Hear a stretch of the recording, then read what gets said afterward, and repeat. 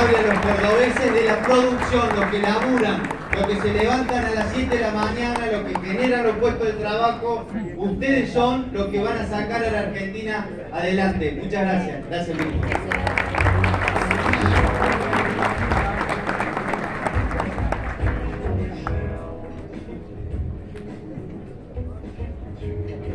La música la podemos bajar.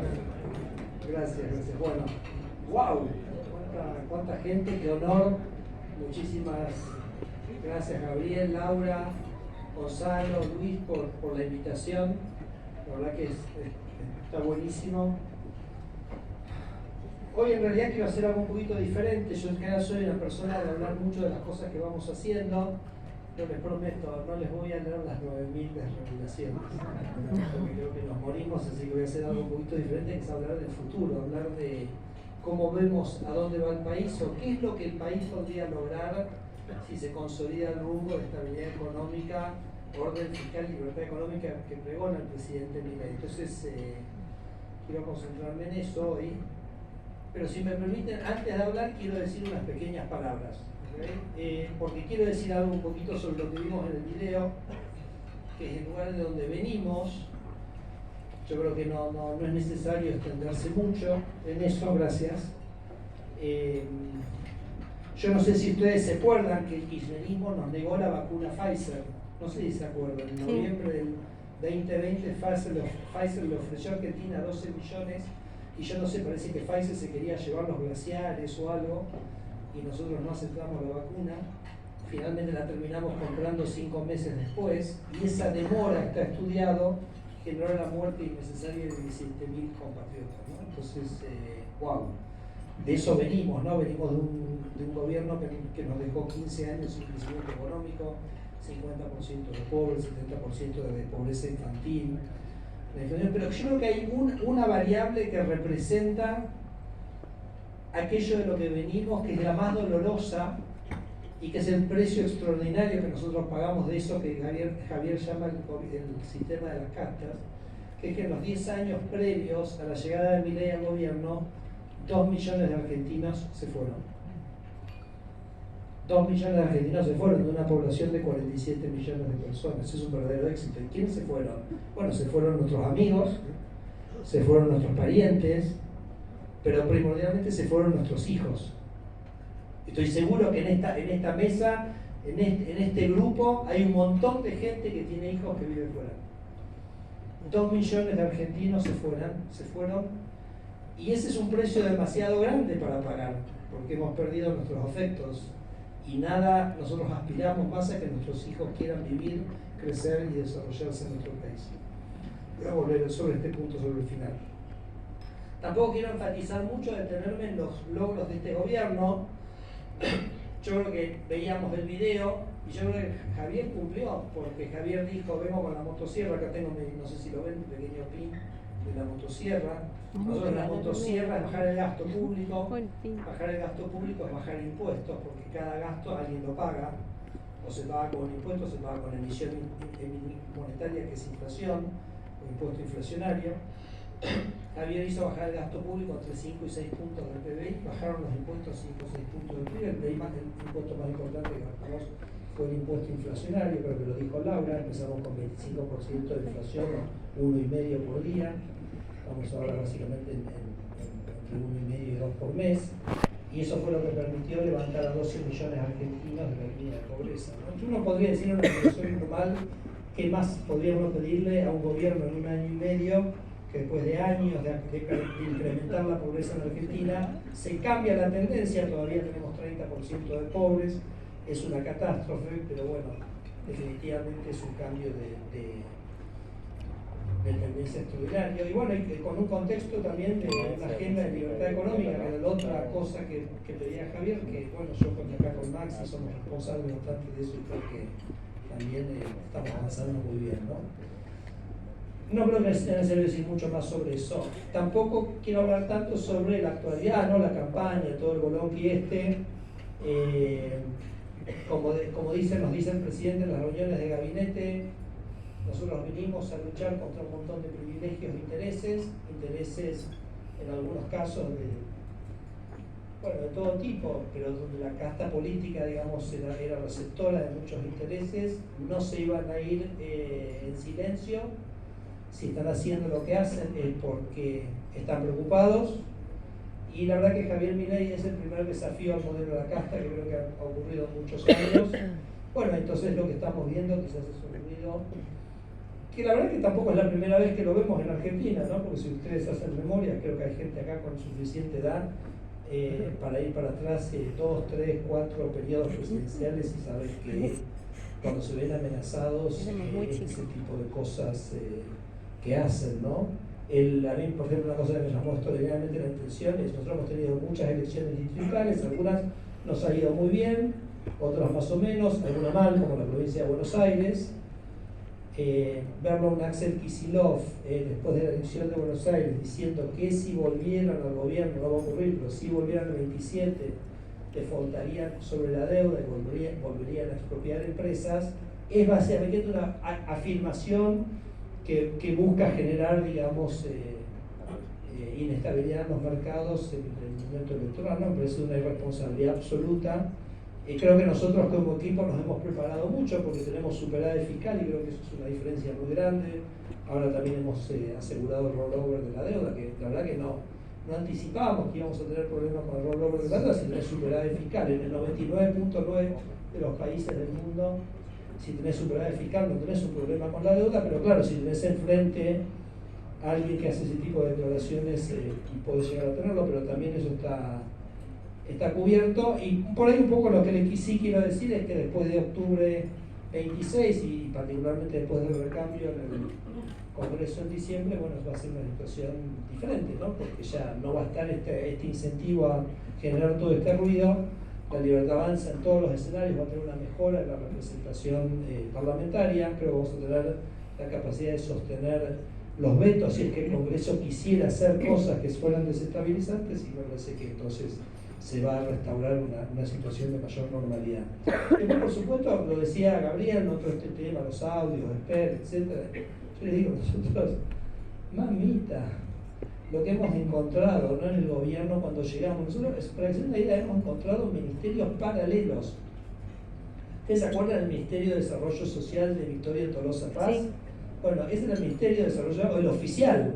Después había un ministerio Blue, que lo manejaba un señor que se llamaba Emilio Pérsico, con miles de empleados. Y digo, ¿dónde están estos empleados? No los encontrábamos por ningún lado, no sabíamos qué hacían, nada, simplemente eran miles de empleados que cobraban un cheque.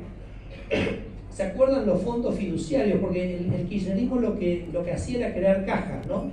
Cajas de guita que fuera difícil controlar. Entonces decían, bueno, por ejemplo, el fondo fiduciario del fuego, llegamos, tenemos un incendio en Chubut, che, traigan la plata del fondo fiduciario para pagar los aviones. Van a ver el fondo fiduciario, no hay un mango. Se había gastado todo en sueldos de tela. 24 fondos fiduciarios, cada uno usado para cualquier cosa de la política, ¿no? Programas donde el 99.86% de la guita había desaparecido, se había esfumado. Estamos hablando de cientos de millones, miles de millones de pesos. Bueno, lo dijo Laura, las IRAs, en fin, podría seguir y seguir y seguir. La verdadera agenda contra la corrupción es la agenda de un Estado más pequeño, porque un Estado más pequeño da menos posibilidades para la corrupción, y como decimos con Maximiliano Fariña, el secretario de Transformación, que además es cordobés, la desregulación es la mejor agenda anticorrupción, porque cada trámite es una oportunidad para un burócrata extorsionar, ¿no? Así que bueno, ahí estamos. Un tema que te parece, y con eso ya cierro y paso, digamos, a lo que quiero que sea, voy 8 minutos, pero quiero pasar, es algo que también me parece que es importante mencionar, es que yo creo que tenemos que tener un mínimo de seriedad en el debate parlamentario y en la campaña política, porque uno es como un poco engañar a la gente o tratar a la gente de tonta, ir pregonando, digamos, gastos o reducciones de impuestos así como si uno pudiera aumentar el gasto sin tener que pagarlos. Yo no sé, acá debe haber muchos de ustedes deben ser empresarios y saben que no pueden gastar en su empresa si no tienen los recursos para hacerlo. o bajarle impuestos, como si eso no tuviera ninguna consecuencia, no hubiera que sustituir esos recursos. Saben por qué lo digo y saben por quién lo digo, ¿no? Por una persona que tiene bastante querida en la provincia, que es el exgobernador Schiaretti. Nosotros hicimos un análisis de los discursos que hacía Schiaretti y él está planteando un aumento del gasto, en la combinación de más gastos, menos impuestos, de 7 puntos del PBI. Yo para que ustedes, nosotros tenemos una regla que me parece que ilustra bien esto, lo dijo el presidente en el arranque de su campaña electoral acá en Córdoba: para recaudar un punto del PIB, vos necesitas 3 puntos de IVA. Por ejemplo, si vos llevas el IVA de 1 a 24, recaudás un punto más del PIB.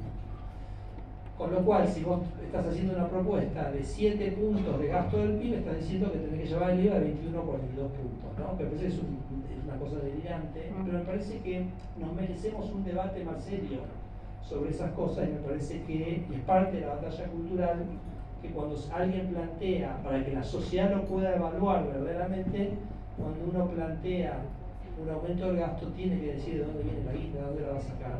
Y entonces la sociedad lo va a poder evaluar bien, porque si no, en cierto sentido, estás diciendo, ¿sabes qué? Financiarlo de una manera oculta. ¿Y cuál es esa manera oculta? Emitir dinero, que en realidad es impuesto inflacionario, y es que lo paguen los más desfavorecidos de la sociedad, y entonces que la pobreza vuelva a esos 12 millones de personas que pudimos poner por encima de la mesa, de la línea de pobreza, que vuelvan, ¿no? Entonces, nada, yo invito, reflexiono junto con ustedes, los invito a nosotros que nos ayuden a que el debate político tenga un poquito de esa seriedad, y los mensajes, digamos, cuando vos propones un gasto, sepas proponer también, o tengas el coraje de proponer también cómo se va a financiar. Pero bueno, les decía que no quería hablar nada de todo esto, quiero hablar del futuro, ¿no? De que cómo sería un país, o sea, ¿para qué estamos haciendo este esfuerzo? ¿Por qué el presidente Milei pone tanto énfasis en la necesidad del equilibrio fiscal? El equilibrio fiscal es la base de la estabilidad macroeconómica en cualquier país. También es la base del respeto de los derechos de propiedad. Cuando vos tenés un Estado que está con deuda, que está con déficit, que está ahorcado, siempre empieza a manotear plata de un lado u otro, y entonces ahí se producen las violaciones a los derechos de propiedad. Por eso el presidente siempre hace tanto énfasis que él ha logrado esta estabilización sin afectar los derechos de propiedad, ¿no? Como se ha hecho en el pasado, que la gente acá con edad que recordará temas como el plan Bones, etcétera, nunca estuvieron en la consideración nuestra, porque es importantísimo para que Argentina se desarrolle un respeto irrestricto a los derechos de propiedad. Entonces, ¿qué es lo que pasaría en la Argentina si lográramos consolidar este proceso de estabilización macroeconómica con respecto a los derechos de propiedad? De eso es lo que quiero hablar. Y eso quiero fantasear con ustedes. Es una fantasía real, porque es lo que hemos visto ocurrir en miles de países del mundo, y entonces, pero quiero como que empecemos a visualizar, a darle cuerpo a qué es lo que ocurriría en Argentina si eso ocurre. Entonces, quiero arrancar con el tema del crédito, porque en Argentina, cuando la inflación es alta, los bancos no hacen de bancos. ¿Saben lo que hacen los bancos? Los bancos toman la plata que yo llamo transaccional, no la que tenemos en cuenta corriente, caja de ahorro, la que usamos. Nosotros no ahorramos, los argentinos no ahorramos en los bancos. Porque los bancos no te pagan para un depósito o algo que te garantice que estás protegido de la inflación. Entonces, como no lo pagan, bueno, no ahorramos ahí. Ahí lo ahorramos en ladrillos, ahorramos en dólares, en propiedades, lo que sea. Pero cuando la inflación baja, ese modelo se acabó. Porque hoy se sostiene, porque los bancos toman depósitos por 10 puntos del PBI, que son estos depósitos que usamos para transacciones, lo invierten a una tasa alta de interés, y con ese 10% alta tasa de interés bancan su estructura. Pero imagínense que en una estabilidad, cuando vayamos a una inflación internacional de un dígito, menos del 5% anual, esa tasa de interés va a ser muchísimo bajo, ese negocio no funciona más. Y ahí los bancos van a tener que empezar a ofrecernos a los argentinos un depósito donde nosotros sepamos que nuestro dinero esté protegido en su valor real, que nos acreciente un valor, y ahí es cuando el sector financiero se va a ir desarrollando. Entonces, imaginemos por un momento que se produce ese fenómeno, que por ejemplo lo vio Chile hace muchos años. Hoy nosotros en Argentina tenemos un sector financiero que entre 10 y 15% del PBI. Chile tiene un sector financiero que es 100 puntos del PBI, los depósitos, ¿no? O sea, la cantidad de plata que el sector financiero tiene. Entonces, ¿qué pasaría en Argentina si vamos? O sea, obviamente que el sector financiero pueda dar crédito, Para mí también es un componente absolutamente central de la igualdad de oportunidades, porque cuando ya Sarmiento dijo tenemos que tener educación primaria para todos, ¿qué estaba diciendo? Que la sociedad quiere de alguna manera nivelar la cancha para que todos tengamos una oportunidad de desarrollarnos, y todos teníamos que tener un nivel de educación básica. Pero para desarrollarte, sí necesitas esa educación, pero también necesitas capital. Entonces, hasta que no tengamos un verdadero mercado de capitales que le permita acceder a todos los argentinos al crédito, esa igualdad de oportunidades, la que pensaba Sarmiento, todavía queda medio camino. Entonces podríamos completarlo. Miren estos números. Si Argentina tuviera un sector financiero que es 100 puntos del PBI, más o menos pongámosle que 500.000 millones de dólares de depósitos, permitiría, imagínense que la mitad del sector financiero fuera para créditos hipotecarios, que es un número que más o menos es un normal, de un país normal, serían 250.000 millones. Imagínense casas de 125.000 dólares, pero básicamente estaríamos hablando de la posibilidad de dar 500.000 créditos hipotecarios. Eso estamos, ¿no? O sea, obviamente no se va a ir de un salto ahí, pero ese es el proceso. Argentina tiene un déficit habitacional de 2 millones de viviendas hace décadas.